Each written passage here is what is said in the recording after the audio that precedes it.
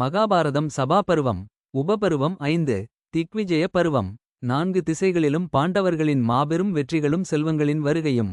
ஜராசந்தன் வீழ்ந்த பிறகு தர்மபுத்திரர் தனது 4 தம்பிகளையும் 4 திசைகளுக்கும் அனுப்பி உலக மன்னர்களை தனது ஆதிக்கத்தின் கீழ் கொண்டுவர ஆணையிட்டார்.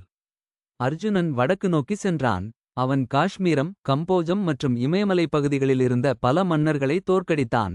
அவன் குபேரனின் தேசம் வரை சென்று பெரும் செல்வங்களை கொண்டு வந்தான். அர்ஜுனனின் காண்டீப வில்லின் நான் ஒலி கேட்டாலே மன்னர்கள் பணியத் தொடங்கினர். பீமன் கிழக்கு நோக்கி சென்றான். அவன் வாரணாசி, மிதிலை மற்றும் அங்க தேசத்தின் மீது படையெடுத்தான். அவன் கடலோரப் பகுதிகளில் இருந்த மன்னர்களை வென்று அவர்களிடமிருந்து யானைகளையும் வைடூரியங்களையும் திரட்டினான். பீமனின் கதாயுதக் காற்று பட்டு எதிரிகள் நிலைகுலைந்தனர்.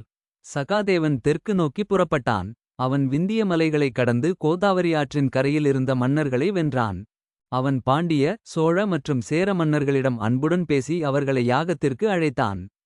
விபீஷணனின் இலங்கைத் தீவு வரை அவனது புகழ் எட்டியது.